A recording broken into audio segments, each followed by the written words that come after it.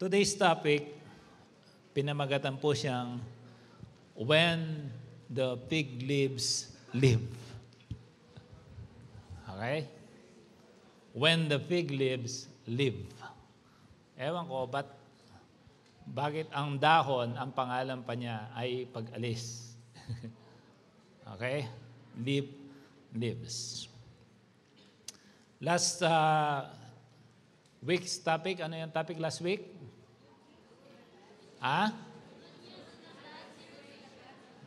Okay, the good news in a bad situation. Alam nyo, if you are Christian, there can be a bad situation, but there can never be a bad thing for you. Because if you say that God is good and the good God lives in you, I cannot find any bad for you. Nakikita niyo yung mga pelikula ngayon, yung mga alien papasok sa tao? Ang laki-laki ng alien pero papasok sa bibig. Because they magnify the possession of the devil. Diba? Sa spiritual life, ganun din. You may not be aware that something is inside of you, manipulating you, how you think, how you make decision, and even your move each second. Kinokontrol ka nung nasa loob. That's why, if the Holy Spirit is not in you, the other spirit will influence and decide within you. Kaya kung minsan, it's too difficult to follow the will of God because the will of the Holy Spirit do not prevail in you. So, your physical display of who you are speaks who is inside of you. Tama po ba? So, if every word of God has power in you, the Holy Spirit will stir up every word of God that is deposited in you. I do not believe that a computer can operate a system that is not installed in the CPU. Tama ba? Hindi ako makakapag-operate ng AutoCAD o ng PowerPoint kung di yun naka-install. Tama ba? Pero alam mo, kailangan mo. Hindi mo ma-operate ang isang system kung di siya installed. It is the same thing if there is no system of God installed in you, you cannot operate according to the system of God. And how can such a system can operate that should necessarily operate in your life if the system of God is not installed in you? Imposible. Supposed to be the good system was installed in a man. Yung unang-unang taong nilalang ng Diyos. Kilala niyo sila, no? Sino sila? Sino? Si David and Goliath? O Romeo and Juliet? Amen. Si Eva at si Adan. Alam naman natin lahat yun. Okay? So, that system installed to or in Adam and Eve, na virus siya. You know the story, amen? Na virus siya. So, when they are infected with this parasite, killing from within, Anong tawag kasi doon sa virus? Yung right term sa virus? Sa computer? Malware. Basta virus na lang. Okay. Pagka na-install yun, di ba one Filipino computer enthusiast accidentally daw invented the I love you virus, which shook the entire United States of America. The challenge sila, and all I know, they hired that guy. So, our concern as Christian, if there is a penetration of a foreign spirit that should not be residing in your life, in your family, everything that is good will malfunction. Kahit naman basketball player konting sprain lang yan, injured yan, di makakalaro. Pambato ka pa naman, tapos di ka makalaro. Alam mo yung gigil na gigil kang ganon? Kung nakapasok lang sana ako, akong i-score dyan. Di ba? Gigil na gigil ka, pero injured ka. Yun ang berong iba, gusto nilang ma-injured para maranasan naman nila, naka-coat lang sa court. Alam mo, pagka injured, naka-coat lang . Hindi lalaro to, sayang. In Genesis chapter 3, I will be reading the entire chapter. Sumabay lang po kayo. And this is a very interesting chapter from the book of Genesis. Verse 1, this is what the Bible says. Now, NIV, now the serpent was more crafty than any of the wild animals the Lord God had made. Can I have a full stop there? The Lord God had made. By reading that line, you must have a powerful confidence within you that God is really in control. Say amen. Aba, ito palang kalaban ko, creation din pala. I remember Bishop Ted Malagin, tinawagan ko, Pastor, pag-pray niyo po kami. Sabi, ano yung pag-pray ko? Pauwi po kami, papunta na po kami in Dubai, from Philippines to Hong Kong. Ang pangalan po ng airlines namin, Dragon Air. Sabi ko, Dragon. Sabi ko, ayan mo.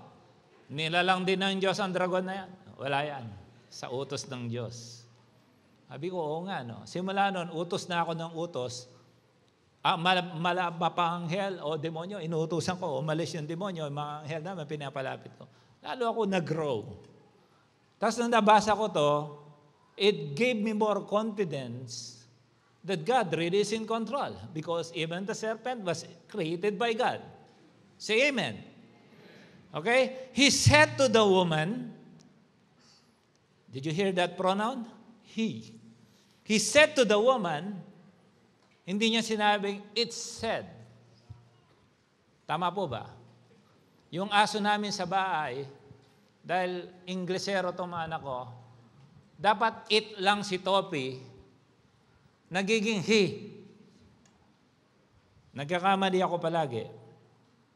He said to the woman, did God really say, you must not eat from any tree in the garden?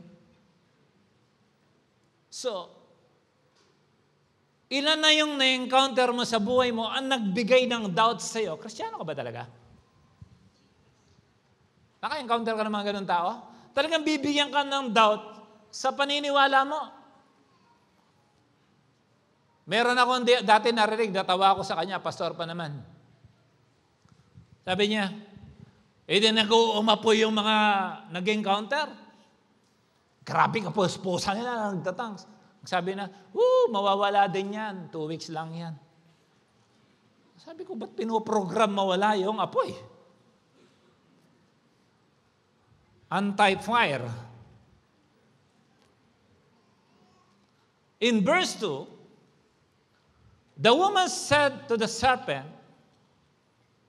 what's the problem here? Nagkaroon na ng conversation. Amen. Ang dami ngayong mga insektong espiritu na palagi magpapalayo sa iyo sa ministry. Ay mag-ingat ka sa mga nakakausap mo. Okay? Kunyari, concern, pero ang outcome, kick out.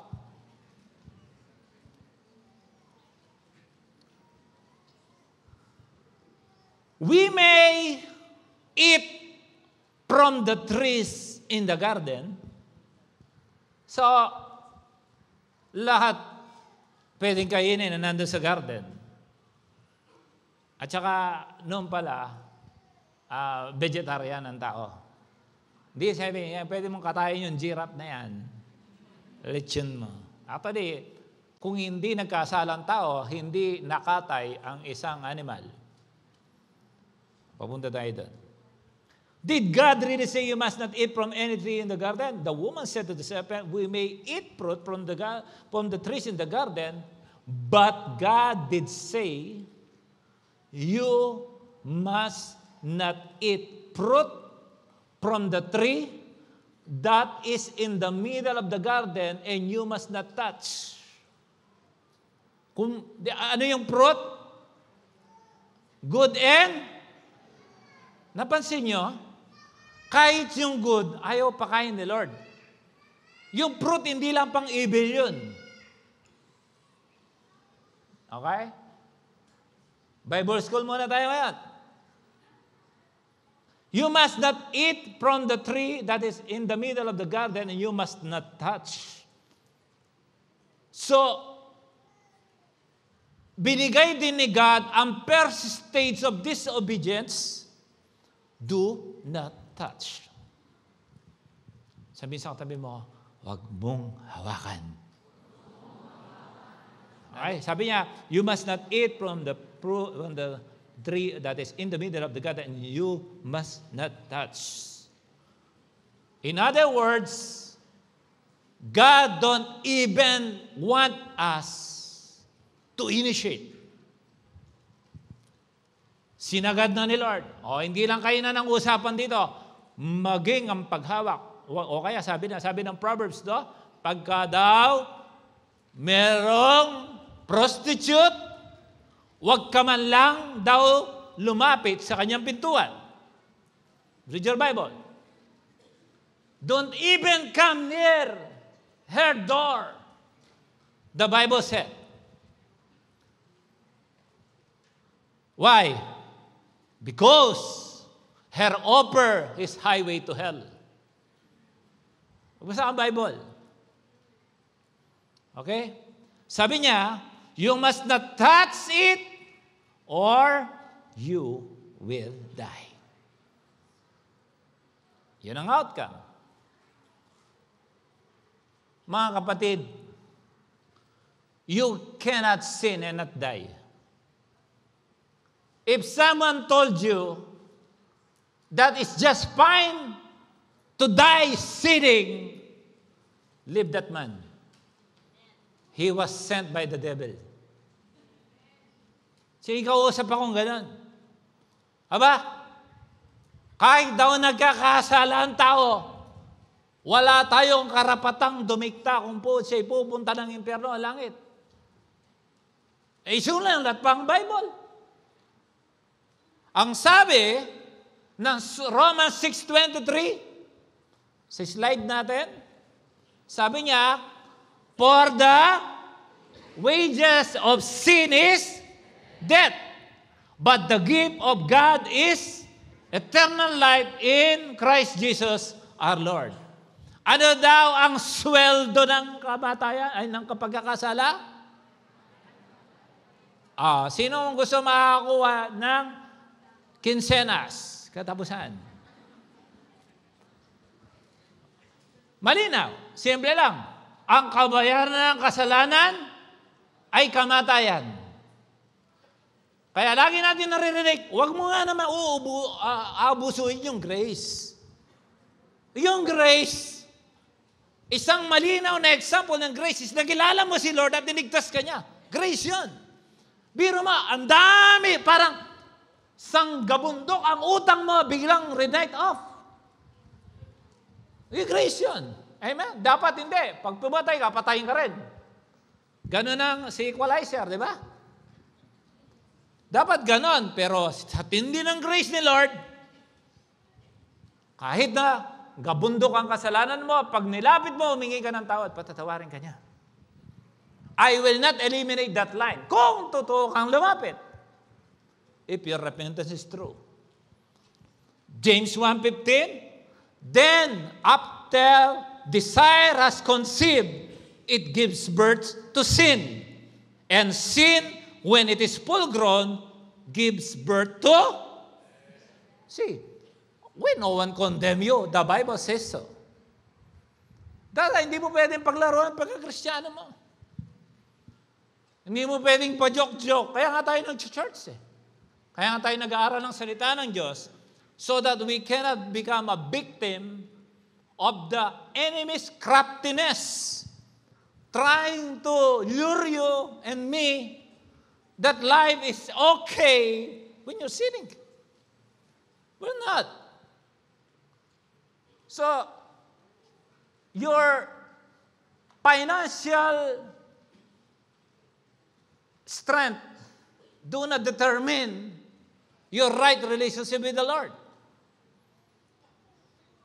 Hindi po siguro blessed siya, tignan mo naman yung lahat ng ano niya, ang ganda, lahat maayos sa kanya. No? God knows who are the sinner and not. Verse 4. You will not, Sino nagsabi nito? Yung serpent. You will not certainly die. Lagi ko ito sinasabi sa mga anak ko. Ayaw na ayaw ko ang mga sinungaling. Even to my kids, I don't want lying. It's better to tell me the truth than it's better to tell us the truth than the Lord will expose you. Say amen. Say amen. Yung tatlong yan, sinasabihan ko, ayokong mapangasawa nyo ang mga sinungaling. Si Kaina, tinitraining ko na yan. Si Joseph, sinasabihan ko na rin. Ayoko sa mga sinungaling. Kasi mga sinungaling, one day magsisinungaling na sa iyon. Bakit? Sabi mo sa katabi mo, bakit? Ayan. Kung normal sa'yo ang pagsisinungaling, bawa, sinabi na yung pasal, ginibigay mo yung tithes mo, oo, nagtutithes ako. Kasi hindi naman. Hindi ka sinungaling, ano? Papakita ko ngayon, pag sinungaling ka, kanino ka anak? Tapikin mo katabi mo, kanino ka anak? Ayan, sabihin natin, anak, kanino anak? John 8:44. Anak, palabasin mo. Can you read with me? 1, 2, 3. You belong to your father, who? The devil, and you want to carry out your father's desire. Bakit? He was a murderer from the beginning, not holding to the truth, for there is no truth in him. When he lies, he speaks his native language. This is New Testament, Book of John. He is referring to the deceiver mentioned on the book of Genesis, the serpent. Okay? When he lies, he speaks in his native language, for he is a liar and the father of all lies. My goodness. Kaya, pag ang isang sinungaling, the easiest to way out is lie. Tama ba? Hindi yung lie na humiga, ha? Yung magsinungaling. Madaling magsinungaling. Pero mahirap maging anak ni Satanas. Amen? Say amen. Sabi sa katabi mo, huwag kang magsinungaling.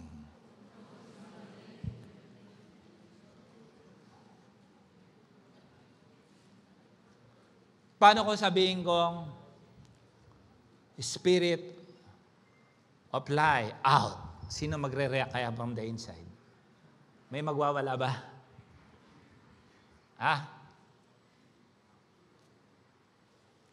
Minsan, merong isang pastor na kulokoy, sorry no. Deliverance. Sabi, mababae ka ba? Sabi nung backslider, meron po. Ilan? Isa po. Pikit. Demonyo ng pangangalo niya. Labas! Nag-react yung poses. Sabi doon sa demonyo, ilan kayo? 5 po.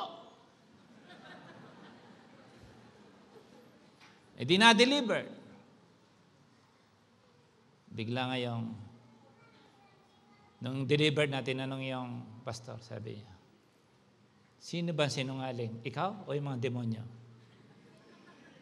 Kasi yung mga demonyo, sa pangalan ni Jesus, hindi makakapalag yun. Pero tao, papalag.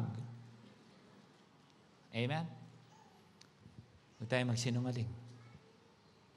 Sabi sa katabi mo, huwag kang magsinungaling. Biro mo, haharap ka sa Diyos. Haharap ka sa banal na Diyos isang araw. Paano ka magsisinungaling sa Diyos? Kaya, ayan na may tinuro si Pastora about sa financial literacy, no? Binenta ang mga riyariya sa Book of Acts. Nung mag-report ng binentang, ng mga proceeds ng mga binenta, nagsinungaling yung mag-asawa. Sino yung mag-asawa? Si Ananias, tsaka si Sapphira. Si Sapphira. Nagsinungaling. Magkano? Binawasan. Pwede naman mag-report ng tama. Pag-report niya, patay. Nag-meeting na sa bahay. Ito yung report natin, ha? Sabi, nagsinungaling ka. Sabi, pwede ka magsinungaling sa akin, pero sa Holy Spirit, huwag ka magsisinungaling. Pagdating nung meses, sabi niya, kalilibing lang nung asawa mo, ganyan din sinabi. Patay na naman siya. Sigurado ako, pero nung bagsak nun. Pero mo, kinamatay mo yung pagsisinungaling. Kaya importante na maging tapat ka sa Diyos. Kasi ang Holy Spirit talaga, i-confront niya yung evil sa'yo. Nagulat yun, pati yung mga first time attendee, parang mali tayo napuntahan na. Mukhang bibigay tayo dito. Hindi po, welcome po kayo dito. Okay? Salamat nandito po kayo. Mabuti naman at pinag-uusapan natin yung tama kaysa sa magkantahan tayo dito, magtawanan, manood na lang po kayo ng comedy. Diba? Sabi ng Bible, the truth will set you free. Say amen? Sabihin sa katabi mo, mahal kita, walang iba. Sabihin mo sa kanya, mahal kita, kaya magiging totoo ako sa iyo. Ay, baka gawin mong daan yun. Bigla ka magka-boyfriend ngayon. Ang kasinungalingan niya, sabi niya, dinagdag niya ang investment ng kalaban, 3 letter lang. N-O-T, not. You will die. Sabi niya, you will not die. Yun lang. Napakakunti ng investment. Nayanig na yung buong mundo. Hanggang ngayon. You will not, you certainly die. The servant said to the woman, for God knows that when you eat from it, your eyes will be opened and you will be like God. Ito, tama, pero pang-deceive, pang-lure. Parang yung fake na isda, pag hinatak mo, gumaganon-ganon, kakagatin ng isda, tama naman bilang isda. Pagkakain niya, hindi pala tunay na isda. Parang I love you, hindi totoo. Sabi mo, sino na nakasubok ng I love you na hindi totoo? Malapit na ang batch 32 encounter. Ilarga natin doon. You will be like God, knowing good and evil. You know why the man is being prevented to eat the good and the evil? Because he thinks that when he eat that fruit, he don't need God anymore. Yun ang ayaw ng Diyos, yung mawalan tayo ng dependence sa Kanya. Pagmamalaki na tayo, hindi ko kailangan ng Diyos. Bandang uli, ako ang Diyos. Ganun na. Okay? Hindi ko na kailangan ng Diyos. Ako nang masusunod sa buhay ko. It's my life. The devil knows when your relationship to God was broken, death will come. What the devil is trying to intrude here is the man's relationship with God. Alam mo bakit? The devil is so jealous, he wants to take the image of God. Instead, God kicked him out from heaven, and he created man according to his image and likeness. Kaya ang diablo nagseselos sa tao. Say amen. Ngayon, piling mo, wala naman akong katawan, ba't kaya habulin ako ng chicks? Sabihin ko sa'yo, demonyo yun. Amen? Amen. Bakit? Kailangan yung magandang imahe mo, papangitin. Are you getting it?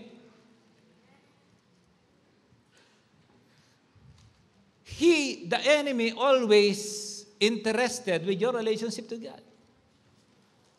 May mga na-invite dito, no? Kung kasama mong na-cover kayo sa sports fest, you will have more than sports here.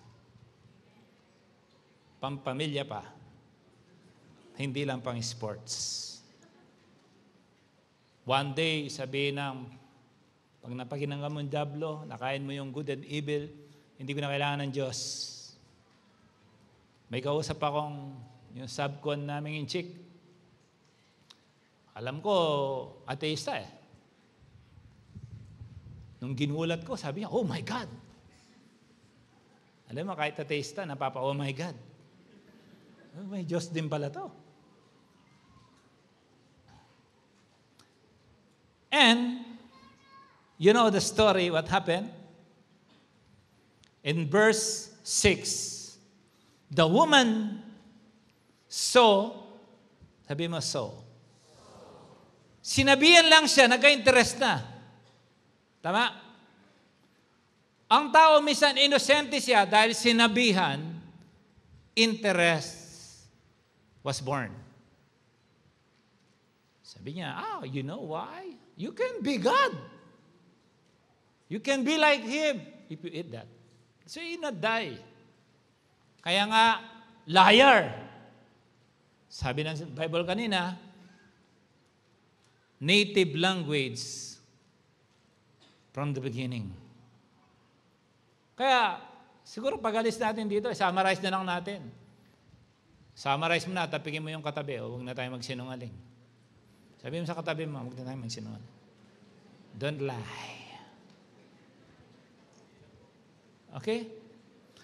When the woman saw that the fruit of the tree was good for food and pleasing to the eye, and also desirable in gaining wisdom, she took some and ate it. Siya muna. Tikim muna. Then, she also gave some to her, what? Husband, who with her and he ate it. Ito yung mga mister na masyadong tiwala sa mga misis. Alam mo kung ako loko-loko, ang dali kong lasunin. Basta si pastora may hawak na kamay, sa kamay, ginagano niya sa akin, susubo ko yan. Kahit maasim yan, mapakla, basta ginono niya. Kahit ayoko, subo ko. Minsan may hawak siyang, hindi ko, eraser yata yun. Tapos gumaganon ako, tawa pa siya ng tawa. Sabi ko, bakit natatawa? Hindi naman to kinakain eh. Nadali mo ako doon ah. Itong si Eve. Iniisip ko rin, kaya natatawa ako ng kinikwento ko nga sa mga anak ko. Natatawa ko sa ginagawa ko. Bakit? Sinunod ako, Eve, bakit kayo yung babae pinangalanan pampanggabi? Night shift, amen. Eve. Okay. Tuloy natin. She also gave some to her husband who was with her, and he ate it. Then the eyes of both of them were opened, and they realized they were naked. What? I got it. Oh. So, biglang nahiya. Siguro kung mag-isa si Adan, hindi naman siya mahihiya na. So, they sewed fig leaves together and made covering for themselves. Tinakpan ang kanilang kahihiyan sa sarili nilang paraan. Naintindihan naman natin kasi actually wala pang law other than please obey. And first time it happened, God put some regulation for our souls. And we must be very watchful if we are away from God. Why? Sticking with God will protect your conscience from evil exposure. Pagkagagi mong kasama ang Diyos, pagkagagi mong kasama ang salita ng Diyos, palagi ka nagpe-pray, palagi ka nag-worship. Hanggat po pwede na hindi ka ma-expose sa kasalanan, that's maganda. Ako, sinabi ko sa mga anak ko, do you know, son? Kay Diyos ba? I am a better pastor if I don't have Facebook account. Why? I am being disturbed from time to time. But it's necessary because most of the members are on the Facebook. I cannot get out from the social media because the disciples are also there. So, system na to. Kailangan pasukin ko rin kung anong pinagagawa nyo doon. Say amen. Messenger natin, nag-uusap tayo doon. Paano ako lalabas doon? So sabi ko, Lord, system to. But it is my duty to draw everyone to God using this system. Kasi system to eh. So, even our children, sometimes when they are being restricted, bakit pambambata to? Hayaan nyo na ako panoorin ko. Alam ko naman to. Pero gusto nila ma-expose. Because the moment they were exposed, sinning starts. Nung ma-expose sila sa kasalanan, naked, naked. Ewan ko ba't nahiya pa silang dalawa? Dalawa lang naman sila. Nagkahiyaan pa sa bawat isa. So, this is the reason, youths, you are here. Don't try to penetrate offense or a restriction that was intended for you by your parents. Pag sinabing wag mong i-cross yan, wag mong i-cross yan. Ano yung story ng Pandora box, no? Huwag yun ang alamin. Kasi lahat kailangan pasukin na, andun pala, lahat ng kasamaan, parang nilagay yung Pandora box, basta wag niyong bubuksan yan. Alam mo, the more na sabihin ng wag, lalong Parang interesado. Ba't kaya? Siguro, may napagtitripan ni Eva yung, ba't kaya? Napansin siguro ng ahas na to, na interesado si Eva. Ayan. Sige nga, tuksuin ko na to. Tingin ng tingin eh. Ebash! Ebash!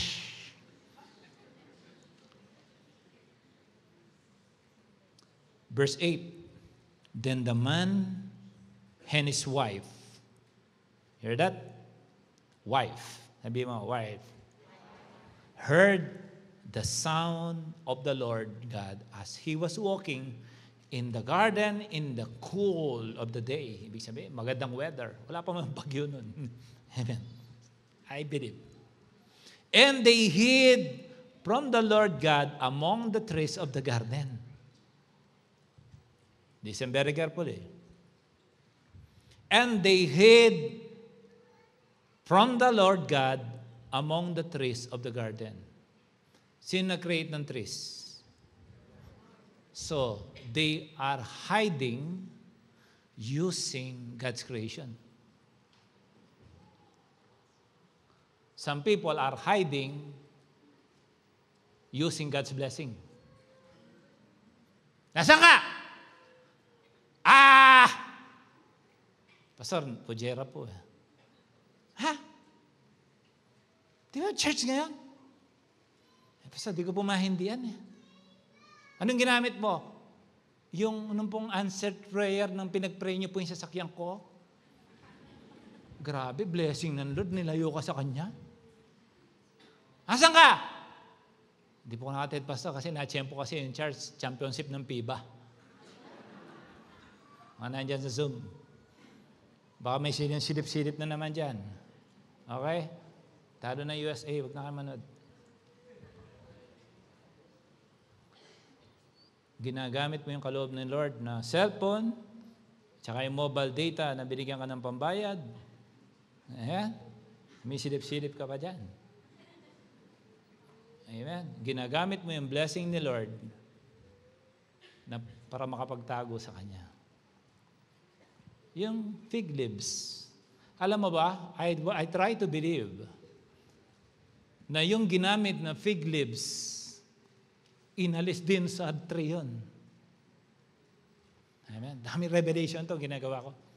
Ito yung fig tree. Di ba may dahon to? Nag-alis ng dahon doon, yun ang pinantakip sa kanya. Nadamay pa yung fig leaves. Na dati naka-attach din, kinuha, pantakip. Nakita mo? Nakakapandamay pa.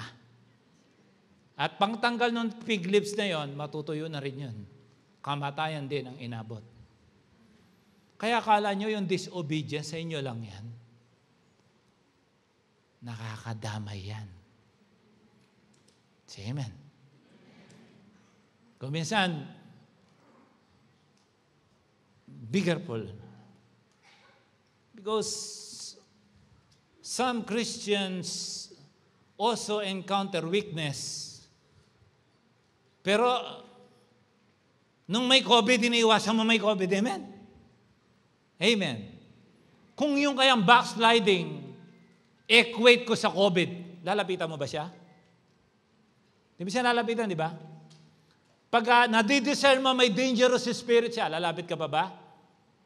Yung mga ganyan pinagpipray. Hindi binabarkada. Say amen. Pag kinonsinti mo na yan, infected ka na. Dalawa na kayo. Para kang fig leaves na tinanggal doon sa tree, one day, tuyo ka na rin. Amen? So, dig deeper. Pag uwi mo,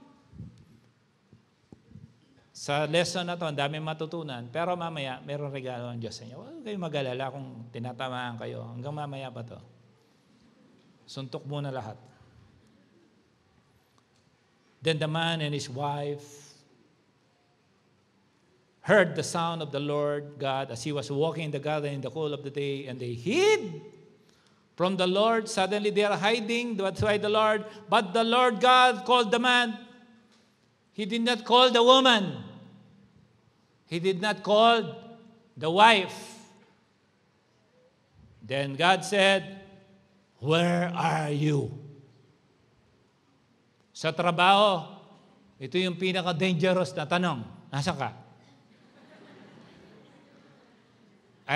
Dahil nakasanayan mo na maging tatay mo si Satanas, dito na po ako.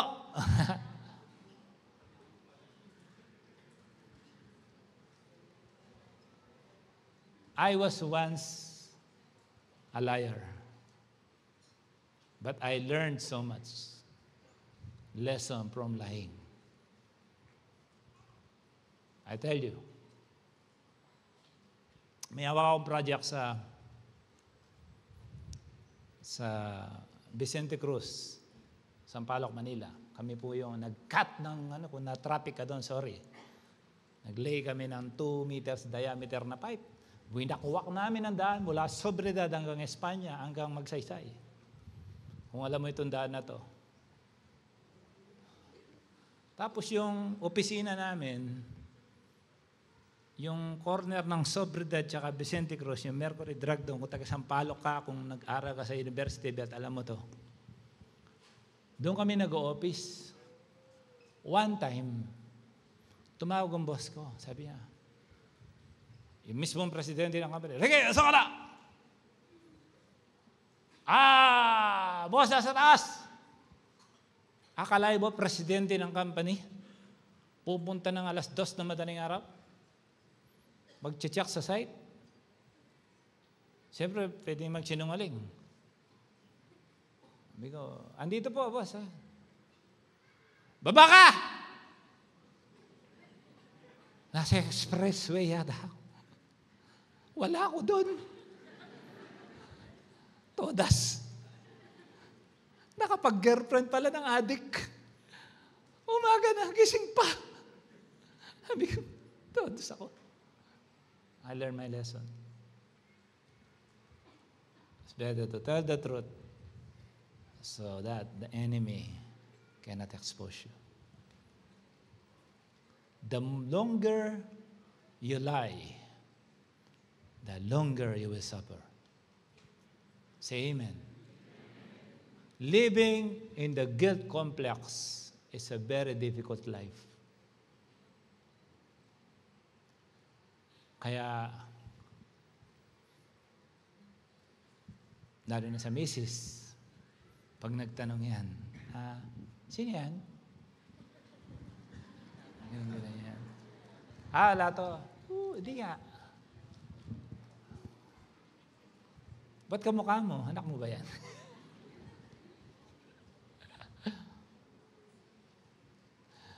Ay, sabi ng iba, ba't ako napatpad dito? Where are you?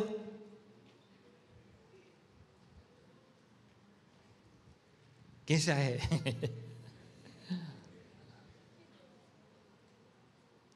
Yung nakakatakot na tanong. When God is asking,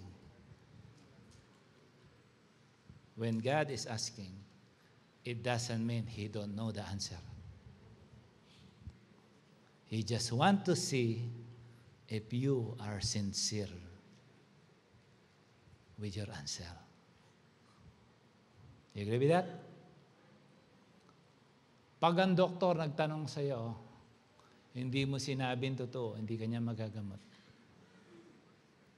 Tama ba? Yung iba, halata na eh.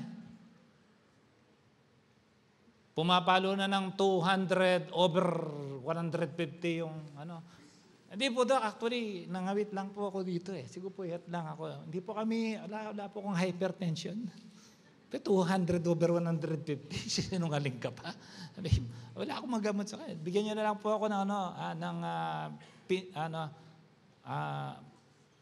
Bijesic. Okay na po to. Sabihin mo yung totoo para magamot ka. Sabi sa katabi mo, sabihin mo na. Kung spouse mo yan, umaming ka na.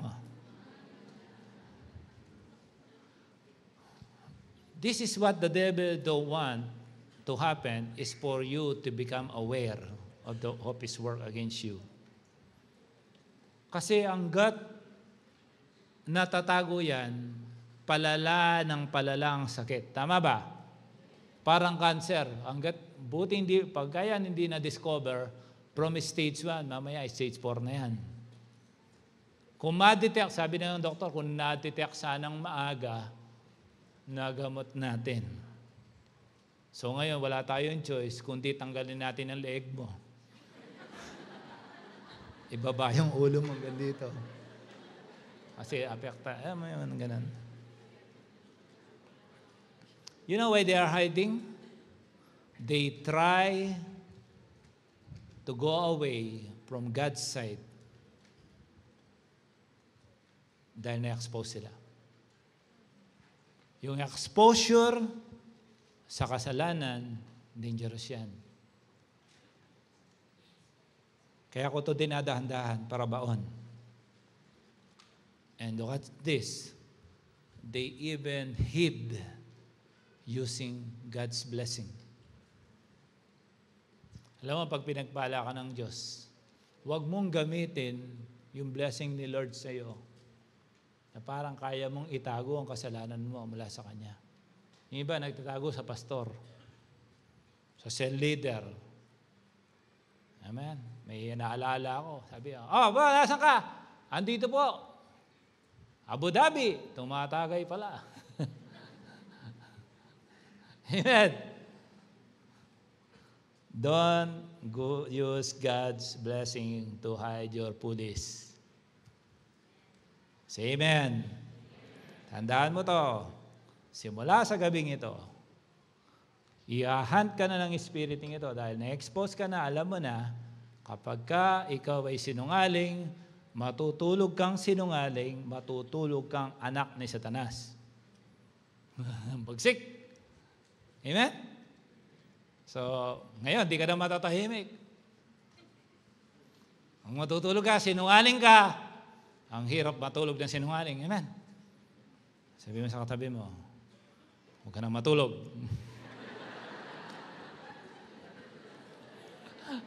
Hanggang di ka nagtatapat. Amen? So, ito po ay hindi ko naman nakakahaka. Mula po ito sa salita ng Diyos. Ito, kaya ka nasa church, ay kung may intensyon ka lang bumuti ang buhay mo. At gusto mo magkaroon ng relasyon sa Diyos. Mamaya naman tatapusin natin ito sa masaya. Okay. Mayroon namang talagang pang-alis ng kasalanan si Lord. Say amen. Okay? So minsan, ano yung mga fig leaves? Kung saan ka nagtatago, minsan yung kotse, bahay, business, properties, trabaho, pera, asawa. Minsan mga mister nagiging fig leaves. Mga misis, minsan nagiging fig leaves. Ay, hindi ako pinapunta kasi yung misis ko. Away kasi kami. Nag-away kayo, mas lalo kayo mag-church. Say amen. Disconnection to God is very dangerous. Kaya nga sabi niya, where are you? If you are connected, the Lord will find you. The Lord will hunt you. Will the Lord hunt you if you are connected? It means you are disconnected. So one result of disobedience is being disconnected with God. And being disconnected is very dangerous. Sa loob lang ng bahay nyo, di ba, nagwawala pag namatay yung internet. Sino nagpatay ng internet? Halatang-halata. Hallelujah. You know, people who used to be with this sin, let me give you an exposure. Listen to me carefully. Huwag kayo magkwentuhan. Patching is not a solution. Patch. So, takip-takip. Pinagtatakpan mo, hindi solusyon yan. Tingnan mo, pagtakpan mo man, guilty ka pa rin. Say amen. Yung totoo to. Di ba? Pagtakpan mo rin, ba't guilty ka pa rin? Parang pinatsi mo na, lumalambot pa rin ang gulong. Bakit kaya? Pito na ang problema. Amen? they tried to patch the separation with separation. Yung separation nila kay God, kumuha sila ng separation of fig leaves from the tree, pinantakip sa kanila, nandamay pa. So you cannot patch a separation with another separation. Hallelujah. Kayo nang magpalalim ng sarili niyo ng theology. Dalangin ko na makuha mo ang mensahe ng Diyos. No blind can lead another blind. Say amen. Okay? So, saan ka? Dito po ako. Dating kasama naglalakad ang Diyos. Ngayon, pinaghahanap siya ng dati niyang kasama. Kung minsan mo nang naranasan ang sarap sa piling ng Panginoon, huwag kang aalis. You were once walking with the Lord. Go back, walking with Him again. Say amen. Again, God is interested for your own self-examination. That's why He is asking you. But He knows everything. He is omniscient. He knows everything. Bago ka pa, sabi ng Bible, bago ka pa lang, o hindi pa magkakilala yung mga magulang mo, kilala ka na ng Diyos. Amen. Bago pa binasted ng mama mo, ang papa mo, kilala ka na ng Diyos. Alam ng Lord na magkakabali ka niyan at ipapanganak ang isang kamukha mo. Okay, verse 10. Jesus answered, I heard you in the garden, and I was afraid because, what? I was naked, so I hid. Naku, nagtatago pala talaga. From a good companion, from being a loving God, fear was born. He was already afraid. Dati, sarap-sarap mong kasama. Si Reb. Lalaro si Reb. Laro tayo lahat. Ang dami namin. 100. Sa court, hindi ako makalaro. Ngayon, nagpipilit pa si Pastor Jem. Ando ba si Reb? Baka madetect tayo. Ginawa niyo pa akong scanner. Amen. Naintindihan naman po namin yon. Kung hindi namin kayo kasama, I hope wala kang tinatago kasi sa Diyos wala ka naman kawala. Amen? So ano naman ang naapektuhan dito? Result of disobedience, their emotions was affected. So nagkakaroon na yun ng emotional death. Ang mundong ito, pasama ng pasama. Amen? Sabi ng Bible yon. Yung masama, lalong magpapakasama. Yung mabuti, lalong magpapakabuti. The evil will become more evil, and the good will become more good. Sample ng pasama. Noon, hubad, takot, nagtago, nagtakip. Ngayon, hubad, proud pa. Say amen. Gusto kong paniwalaan ngayon, kung may fig leaves, hindi na kailangan tayihin. 3 dahon lang, pwede na. Dumi ng isip niya. Say amen. Ngayon namin nag-uubad, proud pa. Wala na akong naririnig ng, ang dalagang Pilipina, parang tala sa umaga, kung tanawin mo ay nakaliligaya, may ningning na tangi at dakilang ganda. Wala na akong naririnig na kumakanta nga lang. Gusto ko yung Filipino culture.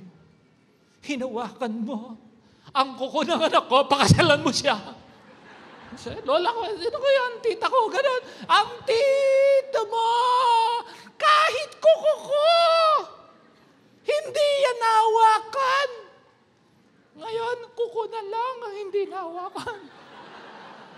Kuko na lang. I was naked. Natakot pa. Ngayon, walang takot. Amen? Sabi niya, na-expose ako sa truth. Sabi ng iba niyan, mahirap to. Pira, hindi na ako makapagsinungaling.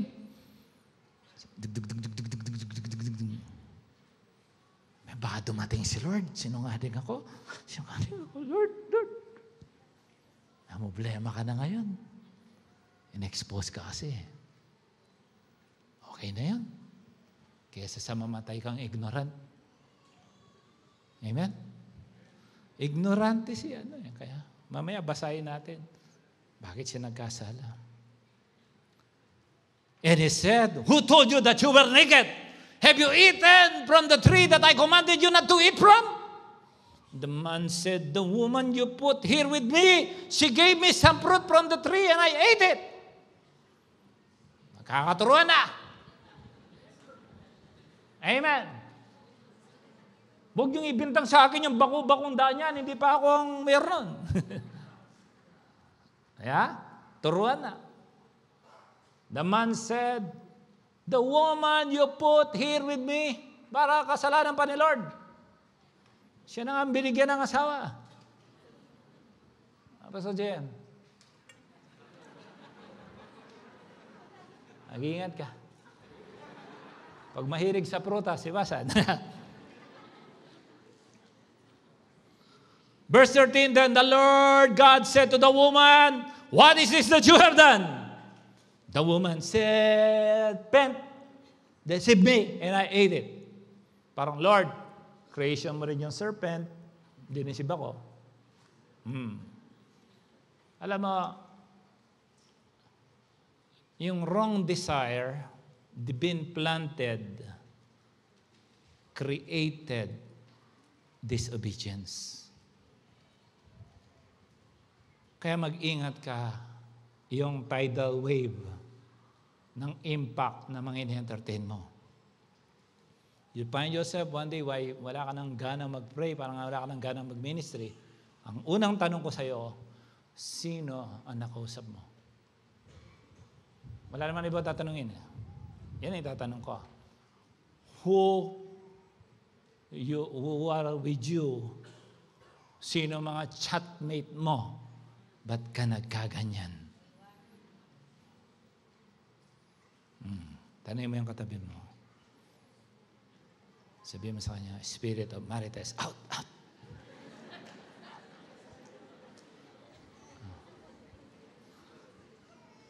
What is this you have done? The woman said, the serpent deceived me and I ate. So the Lord God said to the serpent, because you have done this, cursed are you above all livestock and all wild animals. You will crawl on your belly and you will eat dust all the days of your life. Siguro dati hindi naman siya gumagapang. Patayo-tayo. We don't know. When I go to heaven, the first thing that I want to see, anong itsura ni Lord nung nagkatawang-tao siya. Amen. Yun ang unang-una. Pangalawa, gusto ko mapanood from the beginning, creation, Adan. Amen. Tignan ko, kumana ako kay Adan. Tingnan natin kung sino kamukha niya. Parang nakaka-excite, ano? Kung balak mo sa impyerno, wala kang mapanood ng ganun. Walang ganung movie. Okay? Tuloy ko na lang ang pagsasabi ko dito. And I will put enmity between you and the woman and between your offspring and hers. He will crush your head and you will strike his heel. May malalim pong theology dito. Hindi ko yung didiscuss. Yung po yung ipapanganak. Yun din yung from generation to generation until the time of Jesus. That is another lesson. Mahaba po ito. Kaya nga, bisa nagtatako sa mga tao, how come na kaya nilang mag-pet ng snake? May kilala kang taong ganun, alaga niya, ahas. Ayaw nga. kalaban nga ng tao ang ahas. Sa amin, ano yan? Aas. Verse 16, to the woman he said, I will make your pains in childbearing very severe. Sabi niya, cesarean ako. Mahirap din yun. Amen? With painful labor, you will give birth to children. Your desire will be for your husband, and he will rule over you. Dahil ikaw ang unang kumain, mapapasailalim ka simula ngayon sa iyong husband. Mrs., makinig kayo. Mahilig ka bang mag-control ng mister? Sabi niya, your desire will be for your husband, and hindi niya sinabing she, he will rule over you. Paano, pastor? Batugan. Pwede mo siyang turuan, pero gentle. Yung parinig ba? Alam mo, mahal, magkakabasel ka pag nagbuhat ka ng ganyan. Pag naglinis ka. I-gentle mo na lang. Hello, Mrs. I have a line here. Sa slide ko. If you are married to a controlling woman, it is a curse that is in operation. Sorry. Yan sabi ng Bible. Okay? Mga Mrs., pasensya na. Babae ang unang kumain. Ano ang ibig sabihin daw? Mga Mrs., wag kayo pala, di kami. Wag kayo maging masyadong bossy sa inyong mga asawa. Say amen. Kung mga single dyan, wala kang balak, mag-rule ang lalaki over you, huwag na mag-asawa. Gulo ang papasukin mo. So anong naging effect nito? Ang disobedience nag-create siya ng relationship problem. Say amen. Sa una pa lang, sabi, from the tadyang of a man, the woman was created. Kinuha sa tadyang. Tama ba? Kinraise siya. Kaya, kung indescribable yung control ng Mrs., please read your Bible and pray every day. Amen? Kaya, kapag ang mga manganganak na Mrs., turuan ko kayo halimbawa, si Sister Kay, manganganak, pagka magle-labor yan, lalabas na yung bata, lalaki ba anak, babae? Babae. Pag malapit na, pag bihiri ka, huwag mong isisigaw, si Rat! Huwag. Dapat sumigaw ka, Eva! Ano ginawa mo? Amen. Ako masyadong pagbenta yung mga mister. Joseph! Woo! Dapat isigaw mo si Eva. Mister, listen to me. When you see a weakness with your wife, this is very critical. Do not listen to your wife if the wife disagrees with God. Say amen. Marami na akong mga misis na nakita na nagsisi dahil inalis nila ang kanilang mga mister sa ministry. I know one, nagiwalay sila. Di mo dapat inalis ang mister mo dito. Tulak mo sa ministry ang mister mo. Amen. Say amen. Tulak mo. Huwag kang maging sagabal sa success niyan. Kung tulog yan, palagi sipain mo. Pero mahina lang. Ay, mag-cell group ka naman. Puro ka naman na batugan ka sa ministry. Gentle lang. You know why? It's very dangerous that the closest to you will overrule you. Ang misis po yan. Mga misis, next time po, mister naman ang pag-usapan natin. Malapit na po akong matapos. Amen? Again, Pastor GM, counseling. If she will overrule you, don't marry her. Okay? Mga kalalakihan,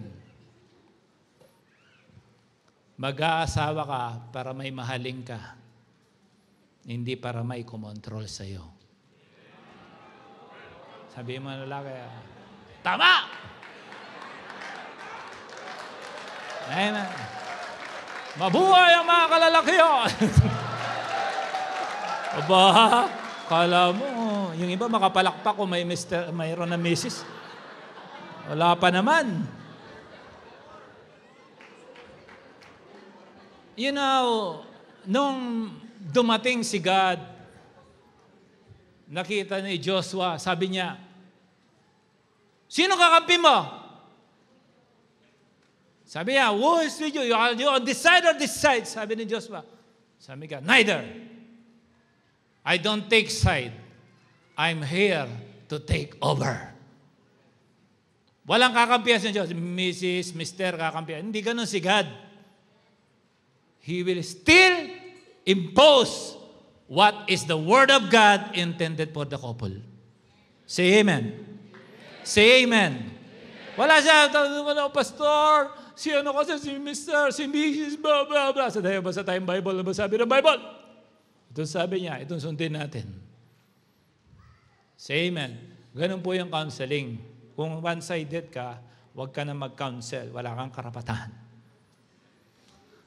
Verse 17, to Adam he said, because you listened to your wife and ate from the tree about which I commanded you, you must not eat from it. Cursed is the ground because of you. Through painful toil, you will eat food from it all the days of your life. Ang sarap pala sanang mabuhay, hindi dapat tayo nahihirapan. Ngayon, just to have money, we need to suffer. Say amen. It should be easy. But we are all sorry. Our ancestors are like that. So disobedience impact economy.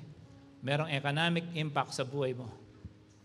Ang pagiging disobedient.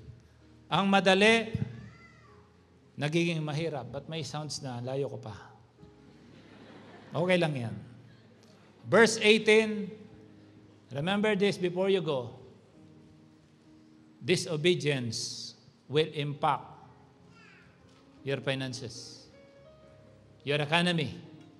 Disobedience will impact your business. If you're hiding from God, because of your disobedience, you are hiding something from God, magayos ka na. Kahit saan ka pumunta, kahit tumakas ka, kahit umuwi ka ng Pilipinas, pag mayroon kang disobedience, yun muna yung range mo. Kahit saan ka pupunta, hahantingin ka ng salita ng Diyos. Verse 18, it will produce thorns and thistles for you, and you will eat the plants of the field by the sweat of your brow. You will eat your food until you return to the ground, since from it you were taken, from dust you are, to dust you will return. Oh no. Supposed to be, man will not die. Because of disobedience, death was imposed. Ay sabi niya, you will not die. Naloko ni Satanas, namatay sila. So, liar siya. Amen? Huwag mo nang ipagmalaki na I'm a liar. Huwag mo nang ipagmalaki yun. Dahil tatay mo, Satanas. So, nagkaroon na ng impact. Oh my God. Tingnan mo yung katabi mo kung lalaki yan. Your neighbor may be a good-looking, dirty old man. Tingnan mo siya. At ang katabi mong babae, dirty woman yan. Dirt. Di ba, babalik lahat tayo sa dirt. Sino dito ang hindi babalik sa dirt? Galing tayo sa dirt. Pag namatay tayo, babalik tayo sa dirt. Amen? Amen. Sabihin mo sa kanya, masyado ka naman dirty. Sabihin mo sa kanya. Kaya yan ang good-looking dirty man. Pag matanda na, dirty old man. Okay lang yun. Totoo naman yun. Amen? Amen. Okay. So, pupunta naman tayo doon. So, Adam named his wife because she would become the mother of all living. Name his wife what? Eve. Panggabi. Night shift. Verse 21, the Lord God made garments. This very important line. The Lord God made garments of skin for Adam and his wife and clothed them. Ano siya? Garments of skin. Hindi ito skin ng halaman. Skin ito ng animals. Kailangan may makatay. Pag nakatay, dadanak ang dugo. Amen? If you understand this spiritually, we are now being directed to what Jesus has done. Kailangan the blood should flow so that the blood will completely wash away and cover all our shame. Say amen. To summarize this message, if you are on the brink of collapsing your relationship with God, be true. Don't lie. God knows you. If you're hiding, expose yourself. There's nothing wrong about being true. Kukumutan ka ni Lord ng pinatuyong balat. Hindi balat ng sibuyas. Yung balat yung dugo ng banal dugo ni Jesus. The blood of Jesus will completely protect you. Palakpakan natin si Lord. The Lord God made garments in him and his wife and clothed them. And the Lord God said, the man has now become like one of us, knowing good and evil. Alam na niyang good at ang evil. He must not be allowed to reach out his hand and take also from the tree of life and eat and live forever. Kaya pinabantay yon. Kung nasan man yon, hindi ko alam. Pero ang alam ko, pinabantay yon. Baka puntahan mo pa. Ang mga makakarating doon, hindi na mamamatay magpakailanman. Kaya tinago talaga yon lahat sa atin. Malapit na po akong matapos. Ibig sabihin pala, disobedience generated even spiritual death. Sana man, paano mo, saan lang nanggaling, no? Nag-start lang sa simple na mali. Then, boom! Todas. So the Lord God banished him from the Garden of Eden to work the ground from which he had taken. After he drove the man out, he placed on the east side of the Garden of Eden cherubim and a flaming sword, passing back and forth to guard the way to the tree of life. God made sure that man who became disobedient cannot penetrate to secure his eternal life. Hindi na siya mamamatay. God made sure. Now, if you know that you are not standing right with God. And you try to cover, to patch yourself with beautiful things so that you will never be mistakenly discovered na hindi ka nagkakasala. Please, don't mock yourself. You are who you are. Be true. Say amen. Ito ang good news. Sige, palakpakan natin sila. May good news naman. So yung first Adam nagkasala. Okay? Doon na tayo sa susunod. Yung second Adam. Ang second Adam, si Jesus. For God so loved the world that He gave His only begotten Son, so that whosoever believe in Him will not perish, but have an eternal life.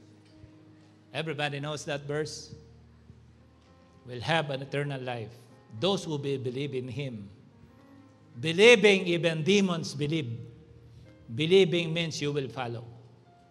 You will obey what the Bible teaches. Isang line na lang, Romans 5:20-21.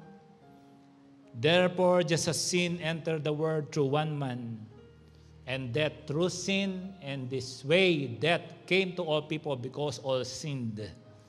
To be sure, sin was in the world before the law was given, Moses. But sin is not in charge against anyone's account where there is no law. Nevertheless, death reigned from the time of Adam to the time of Moses, even over those who did not sin by breaking a command, as did Adam, so is the pattern of one to come. But the gift is not like the trespass.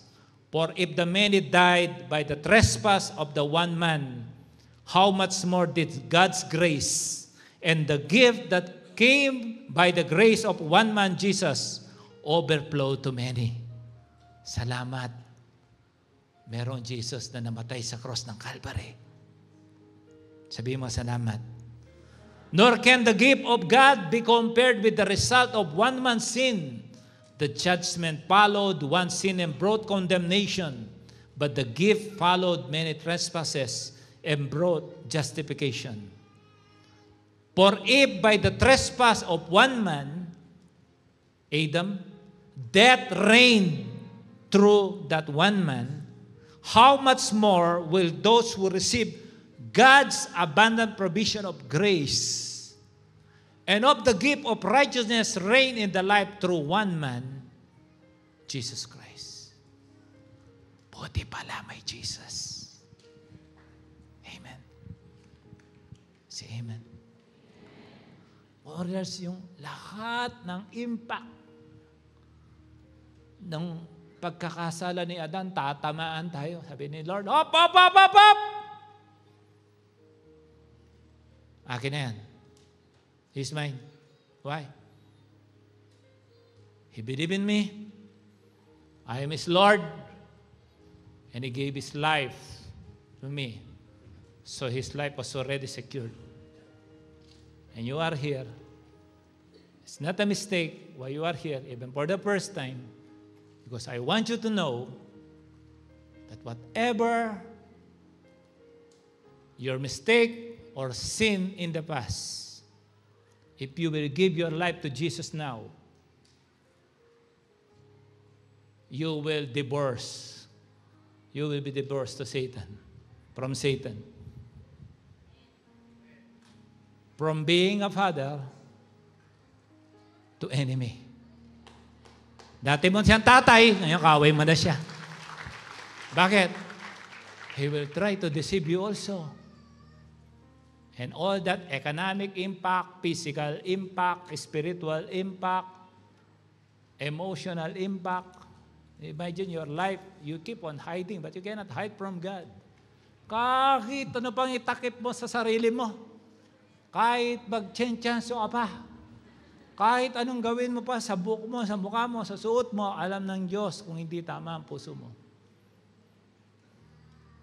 Amen? Malinaw po yung message. Paborito natin yan, Eva at Adan, ang bilis natin. Pero ang pinaka-importante ngayon, yung pong relasyon natin sa Diyos. And what is the beauty of coming a place like this? Parang bangko to, ang laki-laki ng utang mo sa bangko, pumunta ka, sabi ni Lord, bayad ka na. Ha? Talaga? Oo, bayad ka na. Hindi ka na ikukulong kasi binayaran ko na.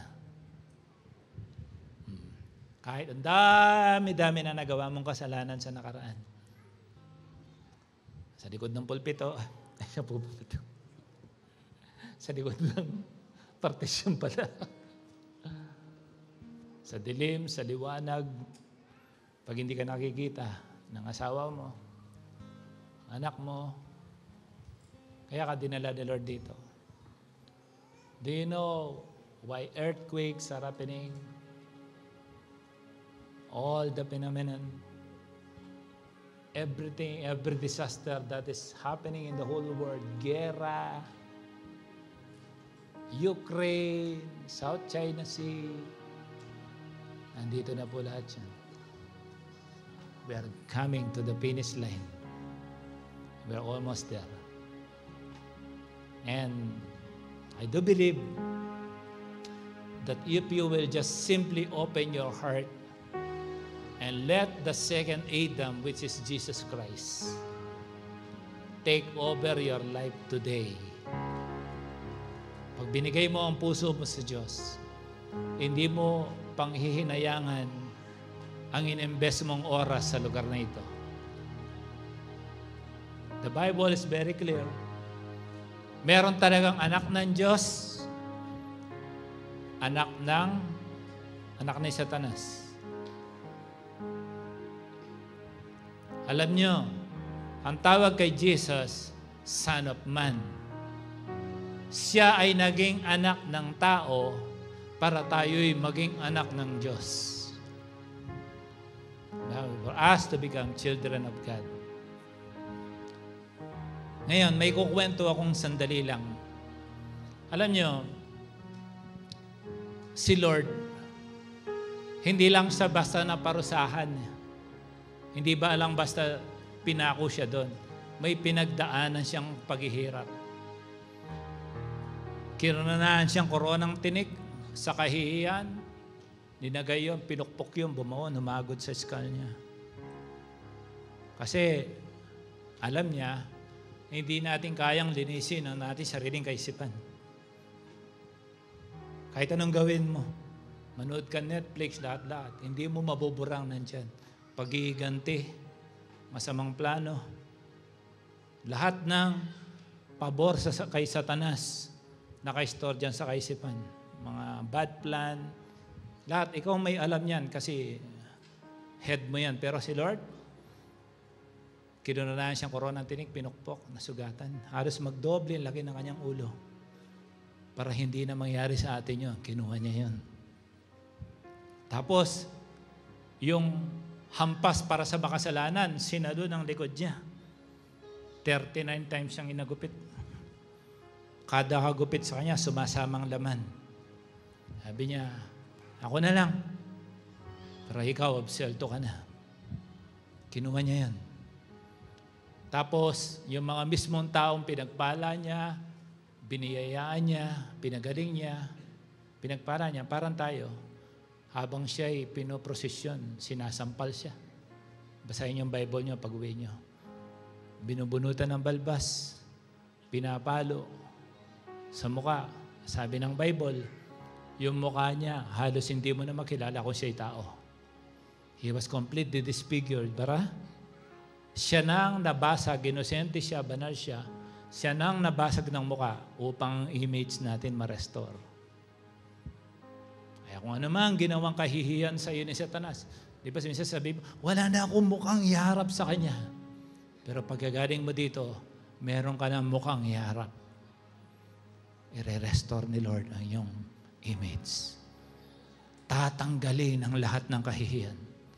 Aalisin ni Lord ang mga linagay mong fig leaves sa sarili mong kaparaanan Pinagtakpan mo ang nakakahiya sa iyong buhay. Ngayon, ang banal na dugo ni Jesus ang babalot na sa iyo. Mamaya, bakit? Di ba natatapos doon? Yung krus na pagkabigat-bigat, simbolo yun ng ating kasalanan. Bigat ng kasalanan. Imagine, simula nung nagkaisip ka, ilan ng kasalanan ang nagawa mo hanggang sa oras na ito. Hindi mo kayang bayaran yan. Ang bigat nun. Sabi ni Lord, ako na lang magbubuhat sa cross na to para hindi mo nabubuhatin. Ang cross ng kahihiyan, pangangalo niya, pandadaya, pumatay, nagnakaw. Alam lahat ni Lord yan. Akala mo, hindi niya alam. Alam lahat ni Lord yan. Yun ang bigat ng cross. Sabi niya, bubuhatin ko na to. Sa sobrang bigat, hindi na nakayanan ni Lord. Mabuhatin pa sa sobrang dami na ng kanyang sugat, malayo-layo pa. So pinabuhat yung krus na yon sa isang Simon. Pero si Lord, pinaglakad pa din, sinasuntok siya, tinatadyakan. Nung buhat niya yung cross, minsan, nadadaganan siya ng cross. Ang tuhod niya tumatama sa lupa. Nung bandang uli, mukha na niya tumatama sa lupa.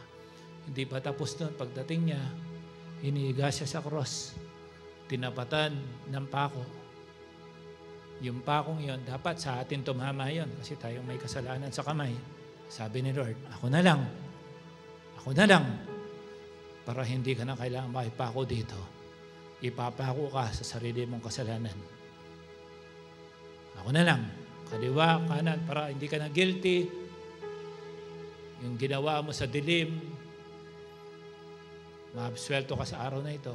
Basta bigay mo sa akin ang iyong buhay. So pinagsapin, maging kanyang paa. Yung paa mong yan, saan ka dinala niyan, ikaw ang nakakaalam nun. Tapos nakapako na siya, habang nakapako siya doon, kapag humihinga siya, kumukuha siya ng persa,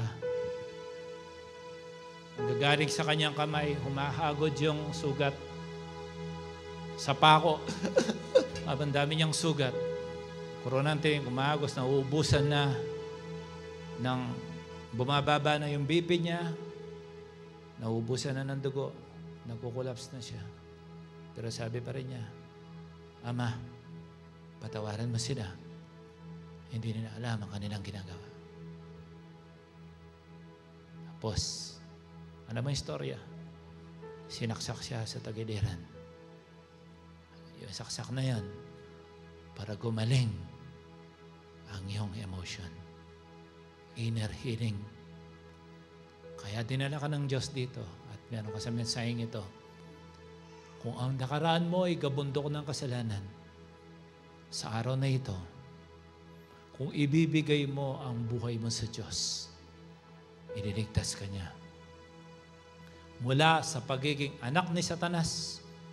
Alam mo yan kung anak ka ni Satanas. Kung anak ka na ng Diyos, huwag mo nang tanggapin. Anak ka na niya. Pero kung sa palagay mo, hanggang sa oras na ito, isa sa simbolo ay yung pagiging sinungaling mo sa Diyos at sa tao. Mula sa pagiging anak ni Satanas, magiging anak ka na ng Diyos. Kung papayag ang iyong puso. Hindi dahil may embrace kang religion dito, kundi dahil mahalaga sa iyong yung buhay at pinangako ni Lord na kung sino man ang maniniwala sa Kanya at tatagawin siyang Diyos ng kanilang mga buhay, ang kanyang buong pamilya maliligtas. Wow! Hindi lang pala para sa iyo to. Bakit ka ngayon nakatayo dito? Simula ngayon, kung papayag ang iyong puso, magdidesisyon ka na magkakaroon ka ng tamang relasyon, yung relasyon na yon na nawala dahil sa pagkakasala ni Adan, ibabalik ni Lord ang relasyon niya sa iyo. Kaya pinadala niya si Jesus, His only begotten Son, so that whoever believe in Him, call to Him, accept Him as Lord and personal Savior will not perish but have an eternal life. Ang sabi sa Romans 10:9-10, pakinggan niyo po dito. Paki-plus niyo. Ang sabi niya, sino man daw ang tatawag kay Jesus na Panginoon at sa kanyang puso, maniwala na siya ay nabuhay mula sa mga patay, siya ay maliligtas. Wow, hindi pala mahirap. Ang sabi ng Bible, for it is with your heart that you believe, puso, parang gilas, and are justified, and it is with your mouth that you profess your faith and save. May sasabihin ka pala. Yung iba kasi sabi, hindi ako gaano doon. Born again ako eh. Hindi ako born again eh. Ito reliyon ko eh. Kasi nga, dinisip ka ni Satanas. Sabi niya, kahit hindi mo tanggapin si Jesus, ligtas ka pa rin. John 3:3. Isa na lang. Kasi, hindi bibigay ni Lord ang message nito kung wala siyang ini-emphasize. Sabi sa John 3:3, Jesus replied, very truly I tell you, no one can see the kingdom of God unless they are born again. Brothers and sisters, born again is not a religion. It's a Bible verse. Pag hindi daw na born again, hindi makikita ang kingdom. Kaya don't think, mag-change na ako ng religion, bakit nila ako pinapakompes ng ganyan? No. Because the devil deceives people na kahit hindi mo basahin to, okay ka lang.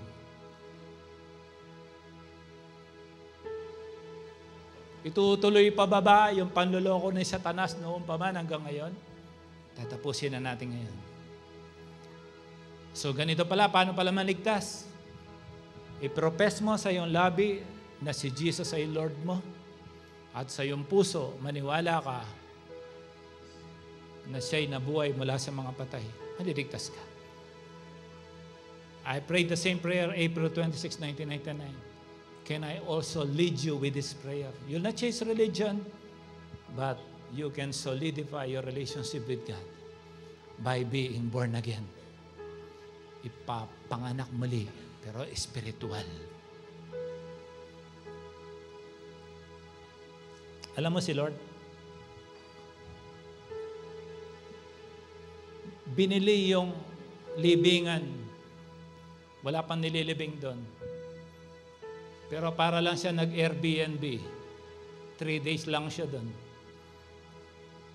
Nawala na siya. Kung siya ay nabuhay na maguli, kung tayo patay, mabubuhay din tayo ngayon sa oras na ito. So, can I invite you to please close your eyes, bow down, and repeat after me.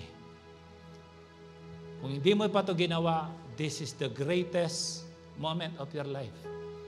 Because you are speaking here a life and death moment kasama ng iyong family. If you agree, in the next few minutes, you will be saved and your whole family.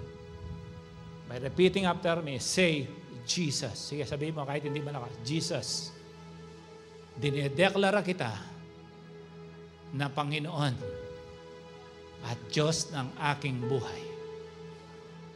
Mula sa mga patay, pinaniniwalaan ko mula sa aking puso na ikaw ay nabuhay mula sa mga patay. Sa oras na ito, sa pamamagitan ng banal mong dugo na dumanak sa krus ng Kalbaryo, hugasan mo po ang lahat ng aking nagawang kasalanan. Mula nang ako ay magkaroon ng kaisipan hanggang sa oras na ito. I admit I am a sinner, but I profess I am now saved through the power of the name of the Lord Jesus Christ. Thank you, Holy Spirit. Come into my life and be with me until my last breath on this world. Thank you, Jesus, for the assurance of salvation I have now from you, from today to everlasting. Dinadalangin ko rin ang kaligtasan ng lahat ng aking pamilya mula sa kapahamakan. Sa pangalan ni Jesus. Amen. Siguro, as everyone close your eyes, raise your right hand. All congregation, raise your hands.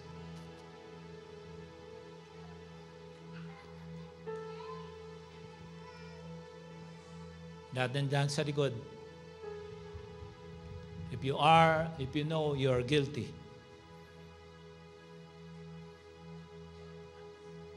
and the hiding was so severe and heavy already, repent. Give it all to Jesus. Break up from your relationship with Satan. Hindi mo bagay maging anak ni Satanas.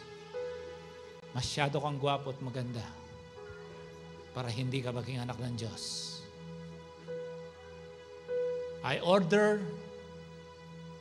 every demonic strongholds in your life, in your body, in your family,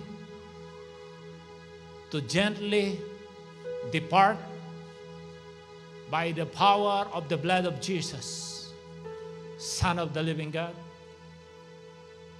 Every spirit connected to disobedience that affected your health, your finances, your economy, your relationship, and everything that operated to give you an inconvenience with your relationship with God. I speak deliverance now come upon you. In the name of Jesus, Son of the living God. I thank you and we honor you, Lord Jesus. You are a great and living God. You never let us down and be eternally destroyed because you love us. And all these things, oh God, from now onwards, one thing is guaranteed. We are already secured and enveloped with your love, full of grace and hope, success, victory, with distinction is ready with us now. As we depart this place, we declare your lordship over our lives. In the name of the Father, and of the Son, and of the Holy Spirit, and all the blessed people of God, delivered, secured, and blessed, say Amen. Pagpaan natin ang Diyos. Maraming salamat po. Thank you very much. Si brother, mukhang MVP. Amen. Palapakan natin ang Panginoon. Amen. Can we close our eyes? I would like to sing one song that maybe I'll transfer ko na. Close your eyes. Just close your eyes before we go. Close your eyes. Close your eyes. Sabi mo sa katabi mo, mabuti ang Diyos. Sabi mo, mabuti ang Diyos. Pinupuri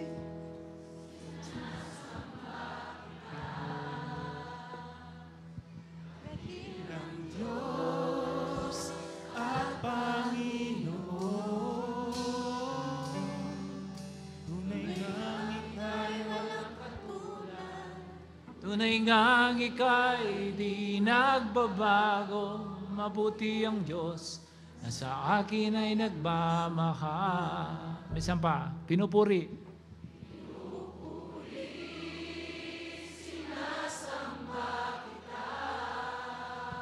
Declare.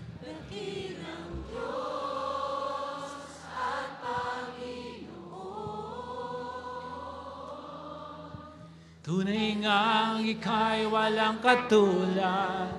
Tunay ngang ika'y di nagbabago. Mabuti ang Diyos na sa akin ay nagmamahal. Two hands towards heaven. Enjoy the privilege being a child of God. You know, peace belongs to you. Kahit nagkakagulo na sa kapaligiran mo, ang permanenteng posisyon mo bilang anak ng Diyos ay punong-puno ng kapayapaan. Sabihin mo declare mo, mayaman ako. Declare mo, mayaman ako. Pinagpala ako. Productive ako. Asensado ako. Blessed ako. Healthy ako.